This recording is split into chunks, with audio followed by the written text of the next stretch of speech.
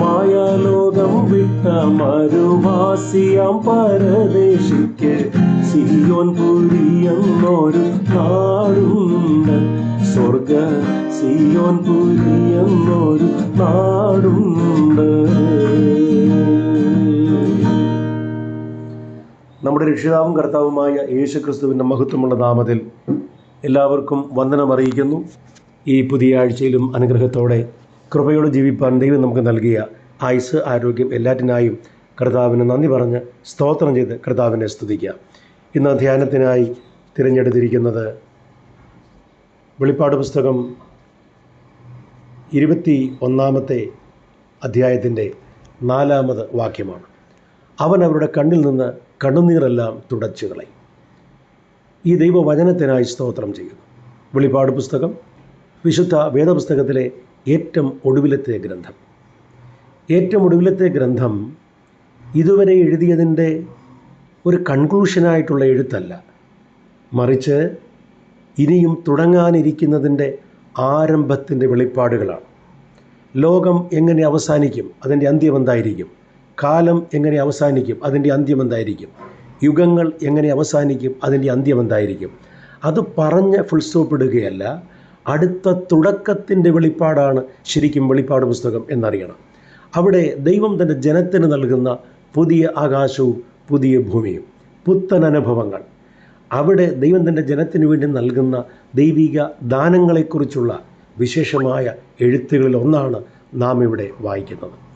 അവൻ അവരുടെ കണ്ണിൽ നിന്ന് കണ്ണുനീരെല്ലാം തുടച്ചു കളയും. വിശുദ്ധ വേദപുസ്തകത്തിലെ വെളിപ്പാടുകൾ അനുസരിച്ച് ദൈവം നമ്മെ സ്നേഹിക്കുന്ന ദൈവമാണ്. ദൈവം നമ്മെ കരുതുന്ന ദൈവമാണ്. ദൈവം നമ്മെ സഹായിക്കുന്ന ദൈവമാണ്. അമ്മയെ ആശ്വസിപ്പിക്കുന്ന പോലെ നമ്മെ ആശ്വസിപ്പിക്കുന്ന, അമ്മയേക്കാൾ അധികം നമ്മെ സ്നേഹിക്കുന്ന, അപ്പന് മക്കളോട് കൃപ തോന്നുന്ന പോലെ കൃപ തോന്നുന്ന ദൈവം, ആ ദൈവം നമുക്ക് വേണ്ടി ചെയ്യുന്ന ദൈവികമായ ക്രിയകളുടെ, പ്രവൃത്തികളുടെ ഒരു വിവരണമാണിത്. ശ്രദ്ധിക്കണമേ, എല്ലാ ആളുകളും കണ്ണുനീരിൽ അവസാനിക്കുമ്പോൾ, സമൂഹം കണ്ണുനീരിലും പ്രതിസന്ധിയിലും ആയിപ്പോകുമ്പോൾ, ശുഭകരമല്ലാത്ത അവസാനങ്ങൾ ലോകത്തിലെമ്പാടും സംഭവിച്ചുകൊണ്ടിരിക്കുമ്പോൾ, പാപം ചെയ്യുന്നവൻ്റെ ഭാവിയും ശുഭകരമല്ല എന്നറിയണം. ഈ ലോകത്തിൻ്റെ ഭാവിയും ശുഭകരമല്ല. ഇത് കത്തിയഴിയാനുള്ളതാണ്. ഇത് തീർന്നു പോകാനുള്ളതാണ്. മൂലപദാർത്ഥങ്ങൾ കത്തിയഴുകയും ഇന്ന് നാം കാണുന്ന മനുഷ്യൻ്റെ കെട്ടുപണികളും ഒപ്പം ഈ പ്രപഞ്ച ശക്തികളും ഒഴിഞ്ഞു പോയിട്ട് പുതിയൊരാകാശവും പുതിയ ഭൂമിയും സൃഷ്ടിക്കുന്ന ദൈവം, കണ്ണുനീരോടുകൂടെ അവസാനിക്കുന്ന മനുഷ്യന് പുതിയൊരു നിയോഗം, പുതിയൊരു ദർശനം നൽകുകയാണ്. ഇനി കണ്ണുനീരില്ല.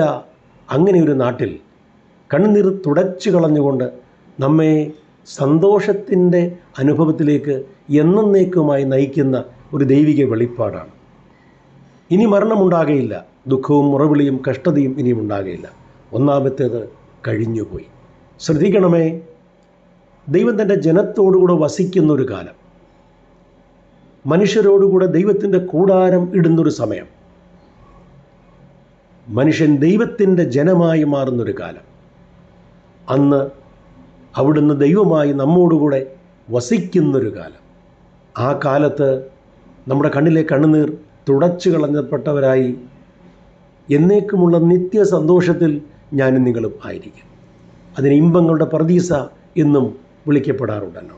അതേ ഇമ്പങ്ങളുടെ പ്രതീസയിൽ, സന്തോഷങ്ങളുടെ നാട്ടിൽ ഞാനും നിങ്ങളും ഒരുമിച്ചായിരിക്കുന്ന ശ്രേഷ്ഠതയുള്ളൊരു കാലം. സഹോദരങ്ങളെ, പ്രിയപ്പെട്ടവരെ, ഇവിടെ നാം എത്ര ഭാഗ്യം അനുഭവിച്ചാലും, എത്ര സന്തോഷങ്ങൾ അനുഭവിച്ചാലും അവയ്ക്കെല്ലാം ഒരു മറുവശമുണ്ട്.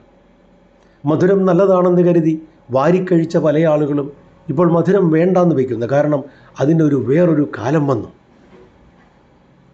നന്നായി ഓടിച്ചാടി നടന്ന ആളുകൾ അത് വേണ്ടാന്ന് വെക്കുന്നു. കാരണം പ്രായം അധികരിച്ചു, ഇനി അങ്ങനെ ഓടിയാൽ കാലിന് ബുദ്ധിമുട്ടുണ്ടാകും.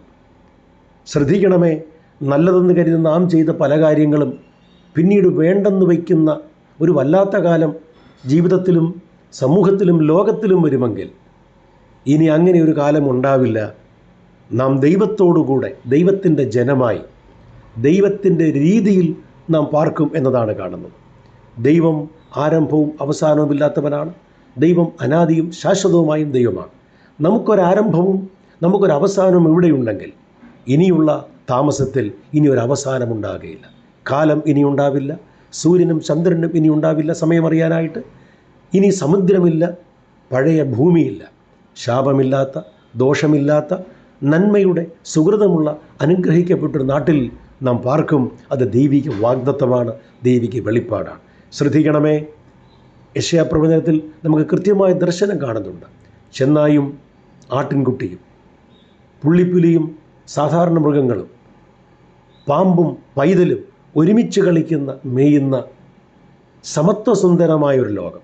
അവിടെ പാമ്പുണ്ട് എന്നർത്ഥത്തിലല്ല, മറിച്ച് സമത്വസുന്ദരമായ, സന്തോഷങ്ങൾ മാത്രമുള്ള, ഹിംസകളും കൊലവിളികളും വൈകൃതങ്ങളുമില്ലാത്ത സുഹൃതമുള്ളൊരു നാട്ടിൽ ഞാനും നിങ്ങളും എത്തിച്ചേരും എന്ന പ്രതീക്ഷ നമുക്കുണ്ടാകണമെങ്കിൽ യേശുക്രിസ്തുവിലൂടെയുള്ള വീണ്ടും ജനനം നാം പ്രാപിച്ചിരിക്കണം.